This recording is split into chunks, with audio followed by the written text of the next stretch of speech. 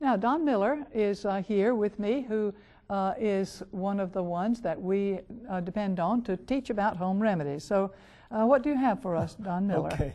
One of the banes of many people's lives is staying awake. They just can't stay awake in the daytime. Every time they turn around, they're falling asleep again. Now, I need to stress the fact that the best way to keep from falling asleep in the daytime is make sure you fell asleep in the nighttime at the right time in the nighttime. The sooner you go to sleep at night, the better will be your daytime experience the next day. But let's say you're having a hard time staying awake. I remember years ago when I was in college, I was sitting there in geology class, and a classmate of mine, I was about 4 rows back, and he was about the first or second row over to my left, and he had a very interesting technique for staying awake while he was in the classroom. He would sit himself at his desk, and he would have a pencil held in his hand sitting on top of the desk, a sharpened pencil, and he had everything measured out. This guy was precise. And he'd be sitting there listening to the professor drone on about cirques and about alluvial plains and everything, and his head would slowly start going down, down, down. And he'd go down so far, he'd hit the pencil, and he'd come right back up again. And he'd listen for a while longer, and he'd start getting tired, and he'd start going back down again.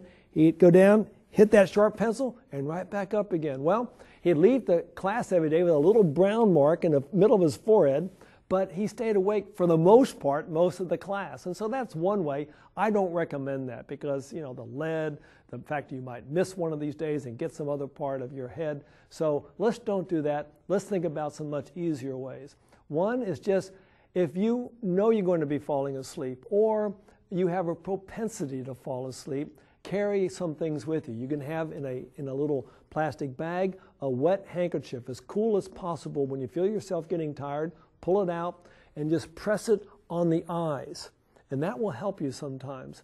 Another thing that you can do is open your eyes as wide as they can go and then close them as tight as they can shut, and usually a few actions like that will help you to stay awake.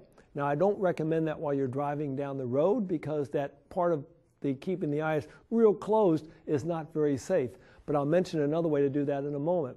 Other things that you can do is at breakfast time, as you are peeling your orange, keep a piece of the peel. Put it into a plastic bag.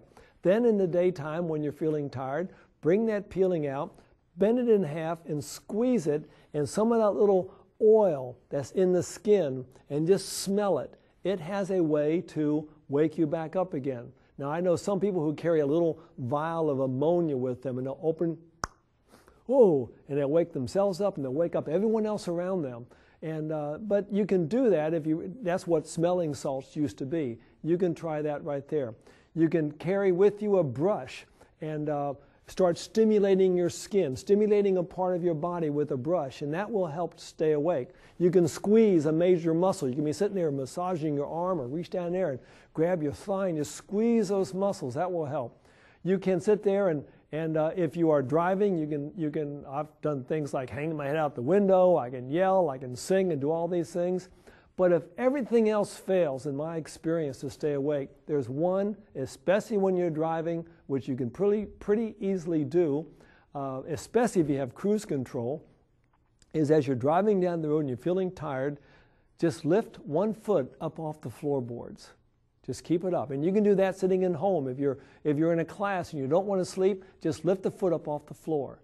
And as long as that foot is off the floor, you will not fall asleep. Pretty soon, your whole concentration is on keeping that foot up in the air, and you're sitting there holding it, and you're, matter of fact, you get even more awake as you're holding it there, and when finally the forces of gravity and the weight of your shoe and everything else says, I can't do it anymore, and it goes down, the other leg comes up. And basically you pedal yourself all the way through class. You pedal yourself all the way through Illinois or California, wherever you're going, up and down, up and down. I have found this to be a rather effective way. Now, the great Winston Churchill had a technique which I have found very effective for myself. When you are so overwhelmingly tired, take a nap. And this is what Winston Churchill would do. He'd be sitting there in Parliament, and they'd be droning on, and he had a habit. He'd be sitting there, and all of a sudden, his head would go down. His chin would be on his chest. It would stay down there for just 2, 3, 4 minutes. Then he'd come back up again, and he'd be perfectly refreshed. I find the same thing for myself. If I'm in my office and I'm just getting overwhelmingly tired, I just get up and I lay down on my floor. I don't sit there and go home. I just lock the door, lay flat down on my floor, and I'll be asleep in a second. And I find that if I just sleep for 1 minute, I am completely refreshed. And it really helps if I wake up to the phone ringing or a knock at the door. Then I've got some adrenaline flowing because, oh, someone's going to catch me, and the fact that I have had that little bit of rest to get me over the hump. So those are some of the things I do to keep awake, and I think they're better than taking no-dose or a cup of coffee, Dr. Thrash. I think